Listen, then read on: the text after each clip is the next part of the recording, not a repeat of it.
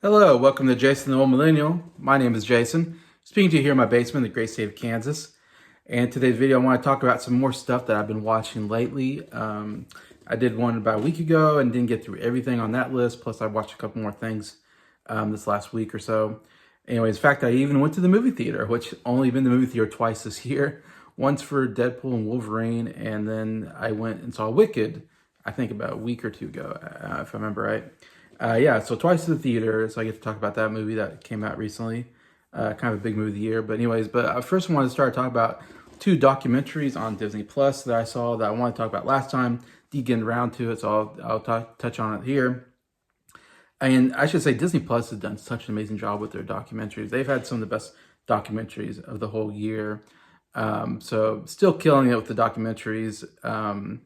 And one of them, the first one I talk about is the John Williams documentary.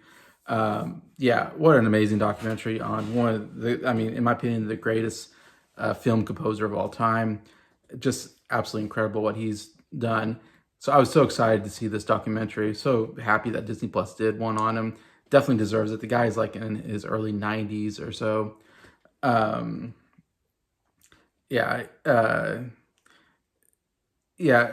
So it's so great that we get to have a documentary of him while he's still alive and and it's crazy how he's in his 90s, yet he still seems very sharp. He seems like he remembers everything.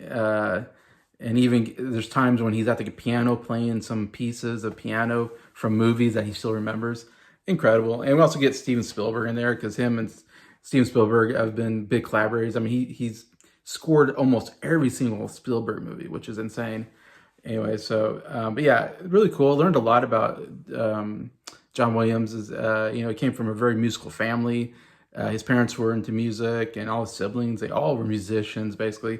So it was just he was in the right place, and he had the desire for music. So just everything was perfect for him to be, so good. And he eventually became a really good piano player. He dabbled in like jazz and stuff, and different jazz bands and stuff like that. And he kind of worked really hard to become a really good piano player, and he was really good. One of the biggest things I've learned from the documentary is that he made a jazz album, at least I know he made one, maybe he made several, but yeah, so he was actually first a really jazz piano player, and I think he played some other instruments. I thought that was pretty fascinating, that there's actually a jazz record out there by John Williams. And the interesting thing I thought is that he was somewhat well known even before he got into being a big film composer and multi-Oscar winning film composer, which I thought was very interesting that he had kind of this career before, what we know him for. Because George Lucas, of course, another person he's collaborated with all the Star Wars movies and Indiana Jones. He talks about how he actually knew him as a jazz pianist, which I thought that was interesting. So, George Lucas knew because George Lucas was looking for a film composer to film Star Wars, but he wanted a grandiose kind of score, like an old school grandiose score, I guess, which wasn't done as much at that time. And Spielberg was one that said you should, get John Williams, because John Williams, already did like Jaws, I think, and won an Oscar, I think, at that point, because that's 75 and Star Wars came out in 77. And he wasn't sure if he wanted John Williams at first, which is crazy, because he thought of John Williams as a jazz pianist. So that was interesting. I was like, oh, so he already knew that he had like an album. He already heard John Williams as a jazz pianist at that time, which is like, wow, I thought he was kind of like this unknown that came in to be, in the 70s. But no, actually he had a career before that. And even before that, he actually did a lot of piano playing on some scores, which I thought was absolutely incredible kind of knowledge. And I forget exactly what all he played on, but he played on some famous scores, just played the piano part. So he was already involved in the music industry, and he already scored some movies even before he got into the big ones in the 70s. So I thought that was pretty fascinating that he was like already kind of well known in the industry. But it wasn't until the 70s that he became absolutely huge and was winning Oscars. And the sad note was that he was married to an actress who died like at age 40 from, I forget, some kind of complications, like some kind of brain aneurysm, I think it was. So she died suddenly, very sad, and he had to take care of his kids after her death. So, I mean, And then right after she died, that's when he started collaborating with Spielberg. So it's like, wow, like he had this big tragedy in his life, and then he's had this incredible career right after that happened. He was obviously very depressed at that time and sad for grieving over his wife's death. But then he does, of course, starts with the Sugar Land Express with Spielberg, and then does Jaws, which that's always a great story of how he does the da na da na na da na na na na the Jaws I say jazz the Jaws score of that. Oh my gosh, so good. It's fun seeing him play it on piano and see the kind of where it came from, and how Spielberg's like, that's it. And then of course it ends up winning an Oscar and becoming one of the most iconic scores. He actually won an Oscar before Jaws. He won for Fiddler on the Roof, my favorite movie of all time. He did the score, and he won an Oscar for best score in a musical. Anyway, so he already won 2 Oscars by that point. And then, I mean, come on, this guy's been nominated like over 50 times. I mean, no other film score composer has anywhere close to 50, Oscar nominations, and he's won 5. And like Hans Zimmer, I think, has 2 Oscars, and there's not too many that even have more than like 1 Oscar. It's very, very rare to have that many Oscars, and he has 5.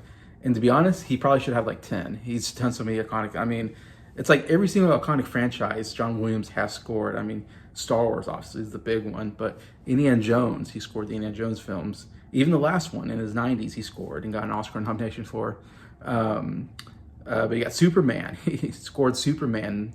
I'm guessing the whole franchise, but I know the first one anyways, which is iconic, And then Harry Potter, he scored he didn't score all the movies, but he scored like first 3 or so, which are very iconic, really awesome scores as well.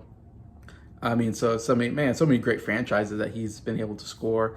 Not to mention great scores with E.T., which won an Oscar, and then you got Schindler's List, which he won an Oscar for, as well. Then Home Alone is amazing score as well. It's just, there's so many to name, but yeah, it's just amazing. And I love this documentary because he go through all the different kind of movies, and we see some of the score, which is great because I love all the scores that he does. Just so many to count. Jurassic Park might be my favorite John Williams score, to be honest. Got nominated but didn't win, should have won. I mean, that score is so amazing. But yeah, again, another great franchise that he got to score. So there's just all that. But yeah, definitely, if you haven't checked it out, check out the John Williams documentary. Another just A+ documentary from Disney Plus that they've been doing. Talk about another documentary I wasn't as big of a fan of, funny enough, and that was the Beatles 64 documentary, which I was, pretty excited for because I'm a huge Beatles fan. I'm like, I'm a really huge Beatles fan, and I've watched so many documentaries on the Beatles and read so many books on them, of course, and all that. So I have pretty good knowledge of the Beatles. So it's like, oh, we're gonna do another documentary. I'm all for it. Let's do another documentary. Now it's called Beatles 64 because it's all about the Beatles coming to America in '64, and being basically Beatlemania hits America, and they go on the Ed Sullivan Show and all that, and that's their first time in America playing the Ed Sullivan Show, and then they go to Washington D.C. play there in a concert, and they actually come back and play the Ed Sullivan Show again in Miami, and so it's kind of this incredible first tour of the U.S. So I figure that's kind of what's covering, them first coming to America and all that. The only thing is we've seen a lot of documentaries about their first time coming to America. Of course, the big thing is the Beatles Anthology documentary series. It's like 10 disc documentary series that covers everything about the Beatles. And I've seen that so many. I have the whole all the anthology series on DVD, and I've seen it so many times. I watched it when it first came out in I want to say 94, 95 when that came out, and loved it then as a kid. And then it's still something I watch almost every year. And yeah, that covers like everything from the first visit to whatever, So it's like I've already seen a lot of good footage of their first visit and everything. And there's another documentary called I think the Beatles U.S. Visit or something like that. That kind of chronicles the same thing. And we also have the Ron Howard documentary that came out in the last 10 years called 8 Days a Week, which talks about their whole touring in the U.S., I think, if I'm right. It's basically the touring years. It kind of documents the Beatles touring year and then when they stop touring, basically, and then it ends. Anyway, so we've got a lot of documentaries kind of about this period of time. So like, what is this going to bring new to the table? So I was kind of interested in saying, they said there's new footage that we've never seen before. So you're like, oh, new footage, you know.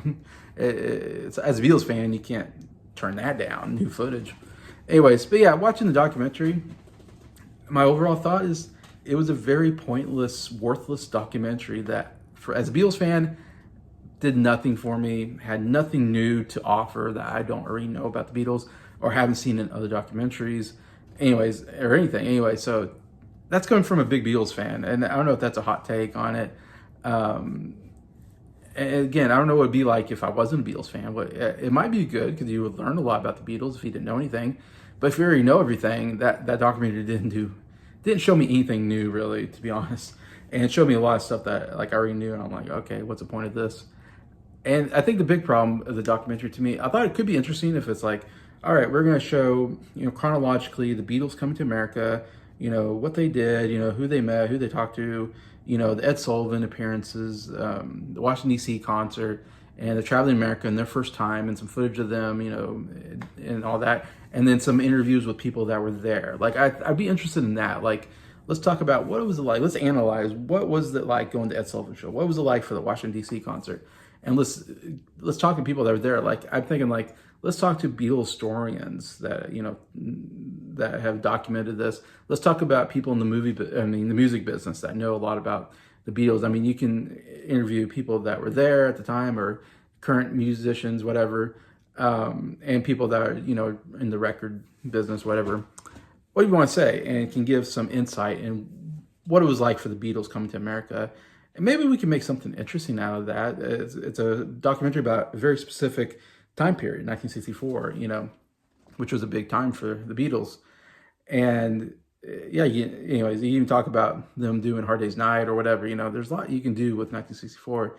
But this documentary is just so disjointed. It wasn't chronologically like laid out. It felt like it jumped around different things. Like, here's some footage of them maybe doing, in a hotel room. Here's some footage of them on a train. There's a lot of footage of them like traveling on trains and like that, and just them goofing around, which, I mean, some of that's kind of fun. You kind of get the sense of humor of the Beatles.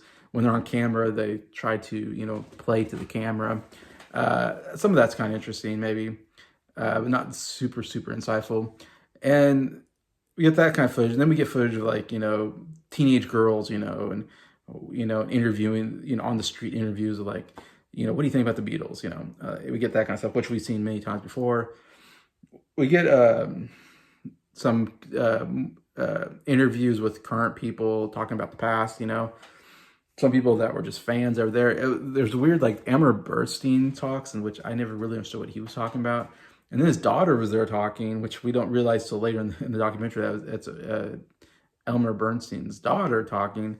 And then there's other guy who's an author I never heard of, gave his, viewpoint of when he was a kid.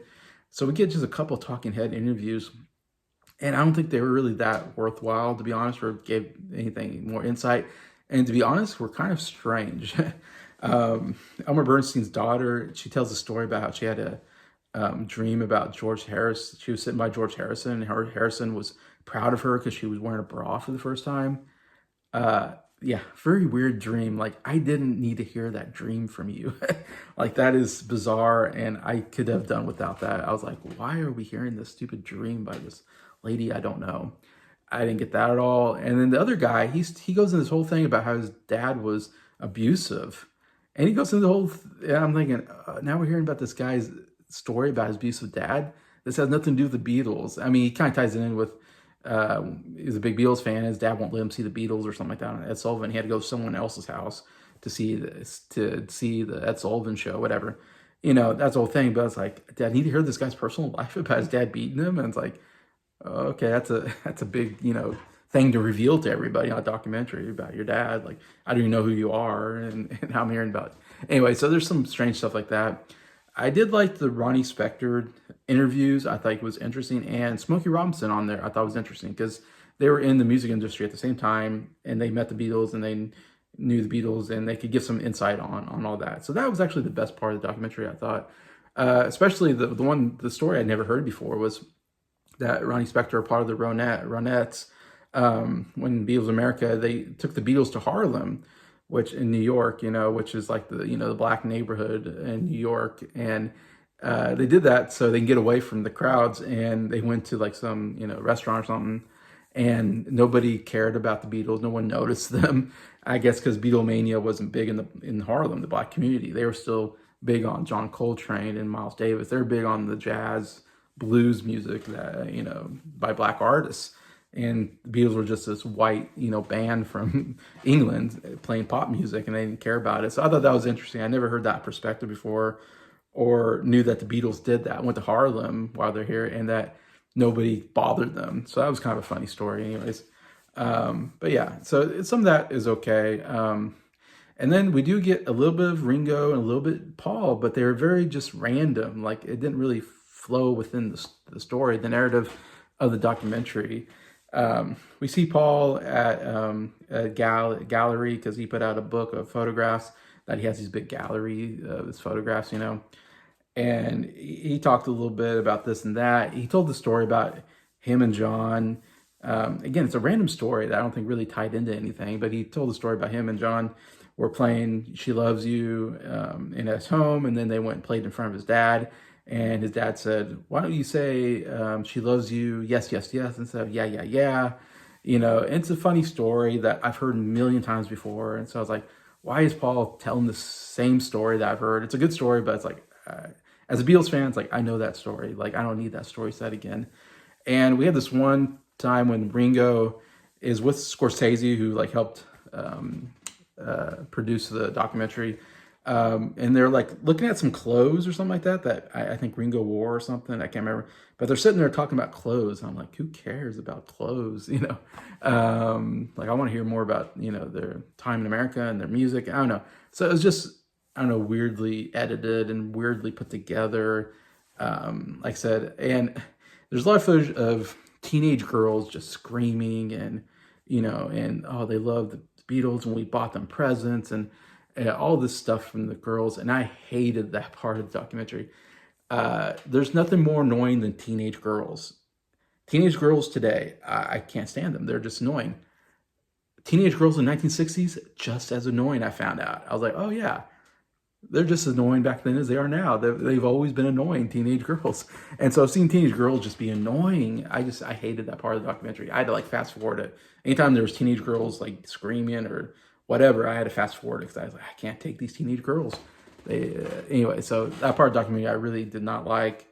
And they played only a couple of songs, it feels like. They didn't play a lot of Beatles music, which I kind of had a bad feeling because it's always hard to get Beatles music because it's expensive, the rights or whatever. Like the anthology series has all the music in it, has lots of full performances.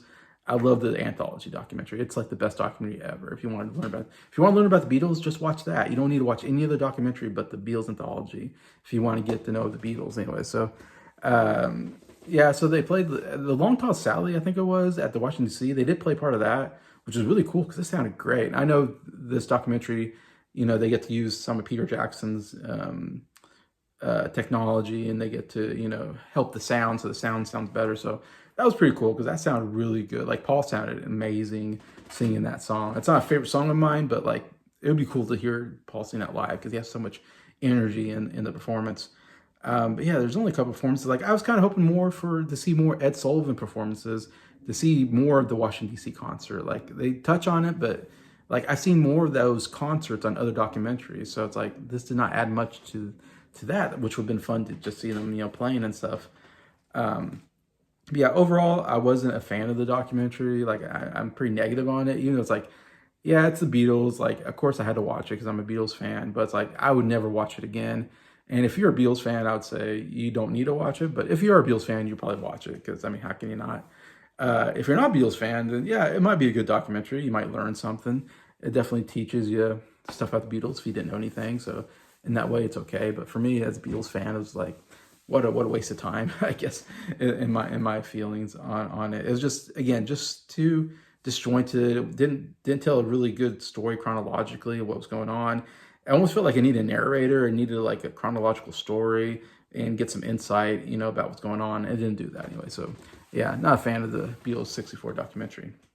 Now I get some movies I watched recently. Again, I went and saw Wicked. Wicked is the big movie right now. Got really good reviews. Made pretty good money so far at the box office, so it's doing very well. It's this big. It's the first part of a two-part movie. So it's only the part one of Wicked, and it's 2 hours and 40 minutes. So why does it have to be that long for part one? If you're doing two parts, like maybe 2 hours and then another 2 hours, and that'd be a 4 hour movie, basically, cut in two, basically. So they definitely elongated it, I'm guessing, because I think even the musical is not that long. So, I mean, musical itself is maybe 3 hours. So your first part's almost as long as the actual musical. That doesn't make any sense. So obviously did a lot of stuff to elongate the movie, which I could have done without, but yeah, to be honest, I don't know that much about Wicked. Like, I've never seen the musical. I just know it's a huge musical, and I've heard a lot of people say, "Oh, they love Wicked. Wicked's like a favorite musical of a lot of people that like musicals." And I love musicals. Musicals. There's when you look at my 100 favorite album or 100 favorite movies, I have a lot of musicals in there. I'm a big fan. In fact, my favorite movie is a musical, as I said before. So yeah, I was kind of excited to watch this. Actually, one of the most anticipated movies for me of the year. Actually went to theater. Like, I haven't gone to theater since Deadpool and Wolverine, and that's the only time I've gone to theater this year. So I actually went out to the theater to see this. That's how anticipated I wanted to see this. Because all I heard was a lot of hype of like, man, the music is so good. It's such a good whatever. I really didn't know much about the story except that I know Elphaba, who's the Wicked Witch of the West, is like the main character, and she's kind of I guess, the protagonist or whatever, which doesn't make any sense to me. I never cared for the idea of like the villain being the good guy and being the hero that you're cheering on. Like, it makes no sense. But I was like, whatever. It's supposed to be a good musical, and the music's supposed to be great. And I knew a couple songs from the musical already, so I knew there's some decent songs in there. Whatever. Anyway, so as you can tell from my tone of voice, I was pretty disappointed with it. I was not a fan of the movie, which is surprising. Like I said, I love musicals. This is a huge musical. I don't know. It didn't do much for me as a musical, I guess. And a lot of it is because I just did not care for the story at all. And it was just an uninteresting story for me. I love Wizard of Oz. That movie made it into my 100 favorite movies list. I've watched that so many times as a kid, growing up. Still love it. I watch it today. Still get a lot of joy out of that. The music is great. I love the costuming, the set designs, all of that. I think is done so well, and the characters are great. I love all the characters. Come to Wicked, I thought the characters were boring as heck. Didn't find any interest in them. Elphaba, the main character, yeah, a very non-interesting character that I could care less about, and that she's the main character of the story, played by Sarivo. I'm not going to say her name right, but the actress that's playing that. And then we got Ariana Grande playing Glinda, the good witch, but she's really her performance is just so over the top. She's just very prissy, always wears pink, and boy crazy, just very girly, and it's just so over the top performance that I was like, wow, this is just, I don't care about Glinda, I don't care about Elphaba. They're just two uninteresting characters that are the main part of the movie that you have to watch. So I got bored pretty quickly. Like, I was 30 minutes into this movie, and I'm like, I'm already bored with this story. I don't care about these characters, and I have to sit through this whole movie. I was like, I don't get why people love this movie. I just doesn't do anything for me. I'm sorry. It just doesn't. And so many things I didn't care for. One of them, I'm just nitpicky, I know, but still, it's weird. They go to the school, the Shiz, which, what a weird name for a school, and everybody wears school uniforms. Like, every single character, all the extra characters, whatever, they all wear the same school uniform. Like, okay, there's like a school uniform, it's that kind of thing. Except for two characters never wear a school uniform: Glinda and Elphaba. Elphaba always wears a black outfit, kind of outfit thing, and Glinda always wears a pink outfit. And I'm like, the whole movie, I'm like, okay, so is this dress code not enforced? Why is everybody else, if you don't have to wear the school uniforms, why is everybody wearing it except for those two? If it was me and I was like, hey, Glinda's not wearing the school uniform, I'm not going to wear it. Why does she get to not wear it? Why am I forced to wear it? I'd be like, nobody would wear the stupid school uniform if not enforced. It's not part of the rules. So it makes just that alone. It's like this movie doesn't make any sense. Anyways, just that alone. Uh, the whole story of these two, it's supposed to be this, oh, they don't like each other, they're complete opposites. She's of course green skinned, only green skinned people, the only green skinned person that exists in this world, this magical world where creatures talk and there's magic and all that. And everybody's like, wow, you're green. And it's like, yeah, it's a magical world, you know, big whoop. But anyways, but there's a big thing about, oh, everybody's prejudiced against her because she's green. And she, like I said, she wears black and she's just, you know, more of a dour character, very serious, not very fun character. And then you got Glinda, who's this very, you know, popular, very good looking, prissy girl, you know, very girly. Like I said, has a big wardrobe, wears dresses all the time, whatever. And so it's like, oh, opposites, you know, it's like the odd couple. They put them together, it's the odd couple. And then I know we have a moment where all of a sudden they become best friends and all that, you know, which makes no sense. Again, makes no sense to the actual Wizard of Oz, because Glinda's all about killing the Wicked Witch of the West, and they even confront each other in that movie.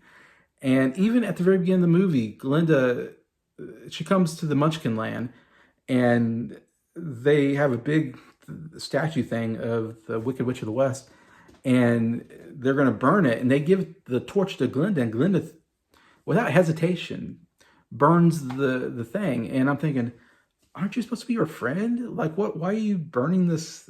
Maybe that'll be explained in part 2, but I'm just going, you're supposed to be your best friend, but you just, without thinking about, you know, without any thought, you know, like, what a horrible friend. Anyway, so, I mean, Glinda's just a horrible character in total anyways, but that makes sense. The Munchkins, who are little people in The Wizard of Oz, aren't little people in this movie. They're just regular sized people. I was watching it and they're like, the movie starts in Munchkin Land and they sing the No One Mourns the Wicked, which is a fine song. And I was watching going, they look regular size. Aren't they supposed to be small people? What's going on here? This is, I kind of had to go, okay, this is not Wizard of Oz. This is some weird movie that has nothing to do with Wizard of Oz. I had to disconnect it from my, you know, childhood favorite movie, you know, and say, this is just some weird adaptation. This is a multiverse place where this characters exist, but they're different, you know. And I don't know if it's supposed to connect with the original Wizard of Oz, but it doesn't for me because none of it makes sense. But anyway, so there's a moment where, yeah, Elphaba, who has a sister who's paraplegic in a wheelchair, and we have this whole thing with Glinda kind of helps her sister, so she's nice enough to help Glinda, and because they help each other, they're nice to each other at one time. And then there's this whole ballroom scene where Elphaba comes in, everybody laughs at her, but Glinda, you know, here's the thing. So they laugh at her, and she comes in with the iconic hat and everything, which is a great costume. I love the costume. But she comes in, and she's like, you know, everybody's laughing at her, and so she takes off her hat, and she's like crying because people are laughing at her, and she doesn't like it. And then she starts doing this dance. She starts going, and it's the stupidest dance I've ever seen in my life. And I'm like, what is going on? Why is she doing this stupid dance that I've never seen her do before? They don't even establish early on, like, oh, this is like a dance that she does, you know, and that's her thing. And it's just all of a sudden she does this dance, and it's just so weird and awkward. And I'm like, what's going on here? And then Glinda tries to do the dance with her to kind of connect them. And it is a very emotional moment. Like, I do recognize that, okay, this is like an emotional moment where she's helping her out and she's, you know, helping everybody accept her, you know, and they have a hug and they cry. And it's like, oh, it's a nice emotional moment. But if it wasn't for the stupid dance, I might have been more into that moment. Because of the stupid dance, I was like, no one's going to talk about the stupid dance. No one's going to say, what the heck is going on? Why are you dancing that way? It just, I don't know, it just ruined everything to me, that whole dance sequence. Anyways, yeah, so, and then after that, they're best friends. And I'm like, okay, I don't get that. I have one scene. They had one scene together, and now I'm supposed to believe they're best friends? Like, I don't think so. Like, it takes a lot more than that for me to, you know, be invested in their friendship. And so that kind of ruined the rest of the movie. The whole movie was like, oh, look, they're going to help each other out because they're best friends. I'm like, really? Like, I feel like they barely kind of like each other. Like, they barely kind of, you know, tolerate each other, you know, and I'm supposed to believe they're best friends? Like, I don't think so. But anyways, so that kind of hurts everything. Okay. I will say some good things about the movie. I'm saying a lot of things. I'm frustrated because it's so hyped up and it's not nearly as good as I was wanting to be. So I'm so disappointed with this movie. But I will say, and I'll say this: the music was just okay. It wasn't that great. Like if everybody's talking about how great this musical is, I'm like, it's okay. It's nowhere nearly as good as my favorite musicals as far as the music itself. I mean, Defying Gravity is a good song. It's definitely the big number at the end, and there's some good moments there. Popular, I never cared for that song. I know that's like, supposed to be a big song, but the only good thing is Ariana Grande is like wearing this nightgown, and she looks kind of hot in it. That's about the best thing about that musical number. Besides that, it's not. I don't care for it that much. The other songs are just okay, forgettable songs. I mean, there's some interesting dance numbers, like the library dance number with the cute guy that comes in and they do this dance number. It's like, yeah, it's really well done dance number. I will say the whole production value is really good in the movie. That's the best part of the movie to me. Is the costuming is really good. I really like the costuming. The makeup job is good. The set designs are really good. Like it definitely should earn Oscars for, I think, costuming and set design, or should be nominated for sure, and probably special effects as well. Yeah, a lot of stuff they do very good. Overall, it looks good. The movie does look good, I will say. Um, in total, I mean, the dance numbers are good. They have, they get good sets that they're dancing in. So they have the big dance numbers, which are fun. My favorite part maybe is Emerald City. When they go to Emerald City is like really cool. I think, like, again, you get all these great costumes, great set, and they do a big dance musical number, which was pretty cool. To me, that was probably, I mean, I'd say that's one of the best. I mean, it's hard to, well, Defying Gravity. I mean, yeah, that was really, there were some really good moments in that. It felt like elongated though. It felt like that music should have been shorter. That whole part. It seemed like they elongated it a lot more than it should be. But Cynthia Erivo, whatever, who plays Elphaba, like she does give a pretty good performance, I think, as Elphaba, and she sings really well. Like when she sings, man, she can belt it out, and that was good. Like the Defying Gravity. I mean, yeah, when she at that last part where when she belted out, it's like, yeah, that was awesome. Definitely the best. I would say that's definitely the best part of the movie. That whole Defying Gravity sequence. Ariana Grande. I'm hearing a lot of Oscar nomination or a lot of Oscar buzz for Ariana Grande for Best Supporting Actress. I didn't think she was that good. I don't get what the buzz is about her. Cynthia Erivo, I think I can get her getting nominated. I think she gave the better performance. She's had more serious, and she was the main character, and she had more serious moments. So I'm fine with her getting nominated. I think she did a fine job. Like I said, and this is probably going to get Oscars for Best Picture, and like I said, technical awards and 2 acting awards. So it's going to get a fair amount of Oscar nominations. Again, for me, it's probably better than most of the Oscar nominated movies, but still not a great movie in my opinion, as you can tell. But yeah, and I'm going to say it's not a horrible. It's not nearly the terrible or the worst movie of the year. I still think it's like, I would give it 2.5 stars actually, which is pretty generous. It's still a light not recommend. I wanted to like the movie because it looks good. There are some, like I said, the Defying Gravity is a great musical moment. So there's a couple good moments in there, and it looks good and all that, and it's big production about whatever. So there's some good stuff in there. Like they could have had a good movie, but I don't know. I just didn't care for the story or the characters, and the music wasn't quite good enough to make me overjoyed with the musical. Like I'd ever want to buy the CD, or I don't care to buy the soundtrack or watch this movie ever again. So anyways, so yeah, it's a big disappointment for me for Wicked, which is surprised because people love that movie. It's a movie that people are going to disagree with me. They love it. I don't know. It just didn't do anything for me. All right, I'm going to try to talk about one more movie a little bit before I close out. And that is a movie called Conclave. Conclave is another Oscar buzz movie. So I watched it on video on demand, basically. And if you think a movie about bishops and cardinals, whatever, a movie about cardinals sitting in a room talking about who's going to be the next pope, if you think that story is boring, you would be right. It is an extremely boring movie, boring plot, boring topic. Who cares about cardinals in a room talking about who's going to be the next pope? It's just, I don't see anybody caring about this plot. and Catholics won't like this movie. I tell you this, Catholics will not like this movie. Um, it's a very controversial subject. This movie is. Conclave is the name of the time period when the Pope dies. There's a conclave where you have to vote, and then all the cardinals come together in the Vatican, and they vote for who's going to be the next pope. And so the next pope is amongst the cardinals, so it's a very political thing.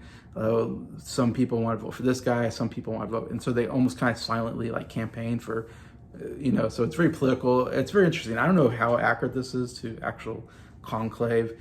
I think it does make Catholics, cardinals look bad because they all look like kind of jerks who are sabotage each other, because the whole movie, there's like 5 candidates and one candidate tries to sabotage the other, or blackmail another one, so it's like, wow, they look not very nice people, these cardinals, I don't know if that's what the Catholic Church would love to see, cardinals are very unlikable. That's why I felt like the movie. But yeah, it's just a boring movie. It's just people in one room talking, blah, blah, blah, blah, blah, and then they go to another room, they talk, blah, blah, blah, blah, blah, and you're just like, oh my God, something happened in this movie, anything.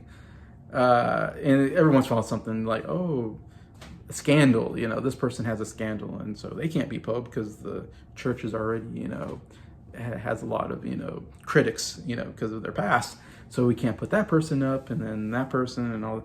One cardinal is very racist, of course, and so he's like, we don't want that guy in, but he's got a lot of supporters. And yeah, anyway, so that's the movie. There's a very controversial moment. It's so weird and stupid, in my opinion. And the reason being, there's one guy who just appears. No one even knows who this guy is. He's just recently been a cardinal. Like the Pope secretly made him a cardinal before he died. So no one even knew who this guy was, or is he a cardinal? And he comes in and he's like, "Oh, everybody get along," and he's just, it's a very nice guy. And you're just like, "Oh, this guy's definitely the most likable guy in the movie." And next thing you know, they're going to vote him to be Pope, and I'm like, nobody knows who this guy is. Like, and shouldn't the Pope be like a cardinal that's been around for a while, and then everybody likes that person, and and all this, and people believe in him? But this new guy comes in, and all of a sudden it's like, oh, we're gonna vote this guy Pope, and this obviously is fictional. This never happened. This is not historical. It's just a fictional based on a novel, whatever. But it made no sense to me. I'm like, okay, now this new guy is gonna be Pope. Like, he hasn't campaigned for it and all this, but I guess everybody likes him now because he gave like a good speech towards the end of the movie. Whatever, you kind of knew that's where the story was going, but okay, this guy's gonna be Pope. And then with about maybe 10 minutes left in the movie, it's like 10 minutes over, this guy already gets elected Pope. So it's like, all right, we got to the end. The whole plot, the whole purpose of this movie is we're gonna vote the next Pope. And then they vote in this guy to be the next Pope, and we're like, all right, so that's the end of the movie. We got to the climax, which is, nothing special, but all right, we get this guy's gonna be Pope, whatever. And then it's like 10 minutes, maybe 5 minutes left in the movie, we get this huge plot twist about this guy. And I don't want to get into what the plot twist is, I guess. And the truth is, I found out about the plot twist before I saw the movie. Ben Shapiro of Daily Wire, he did a whole video basically spoiling the plot, which I guess is in the book. So I guess if you know the book, I guess you know what the plot twist is. Anyway, so I heard the plot twist from Ben Shapiro, and he, of course, said, this is a terrible movie, don't watch it, and all this anyways. And so I kind of knew it was coming. I thought it would come earlier in the movie, so it was weird when I'm like, I know this moment's going to happen, this controversial moment's going to happen, and then it's like, it's at the very end of the movie. The movie is almost over, and all of a sudden we get this big reveal of this guy, and it's and it's just a mind-boggling reveal. Like, why is this a thing in the movie? Why is this, who came up with this idea that this should be a plot point in the movie? But it's at the very end of the movie, so it doesn't mean anything. So I wasn't offended by it, because of course I'm not Catholic, but I wasn't offended by it because I'm like, this is at the very end of the movie. We're not going to even talk about this moment because the movie's over. And so I guess an audience member can go, oh, wow, wow, that really makes me think. I think that's the idea, but I'm just like, oh, what a stupid idea for a movie to put a plot point 5 minutes left in the movie and doesn't get resolved, basically. And just say, okay, what an incredible twist. Movie over, I mean, you can do a twist like The Sixth Sense. Okay, that reveal at the end, that was done very well, and it made sense in the movie. This plot twist to me just did nothing for the movie but boggle your mind and go, what? And it's a very confusing moment. You're like, this movie wasn't pointing to this at all. Like, this was not a point that any of us thought it was going to, or wanted to go to, or cared about it going to, or did anything to help the movie. It just go, okay, I guess that's the twist, whatever, and that's the end of the movie. Anyway, so it was a horrible ending to the movie that is horribly boring, and subject matter I don't care about. And from what I've seen I've seen some videos on some Catholics, and they're pretty mad about it, the movie, because I don't think it has Catholic, because the guy who made it, I don't think was Catholic, and it's Hollywood, they're very atheists, liberals. So I think Catholics, serious Catholics are not happy about the movie. It doesn't portray them very great. Even me as a Christian, who's not Catholic, but I'm a Christian, even I'm like, yeah, I don't think this was a good look. Anyway, so yeah, to me, Conclave is going to get a bunch of Oscar nominations for like picture. Ralph Fiennes is probably it's a great cast. Ralph Fiennes maybe gets an Oscar for Best Actor, a nomination, and it's going to get a screenplay for sure, adapted screenplay, I'm positive.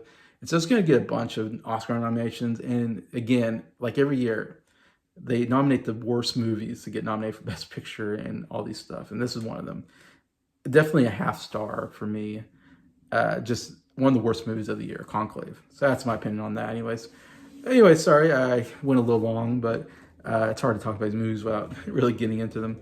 But yeah, please feel free to comment if you've seen any of these documentaries and movies and what you thought. Love to read your comments. Besides that, thank you for watching this video. Thank you for liking it, and thank you to all my subscribers for supporting the channel. I appreciate you all and hope you have a good day.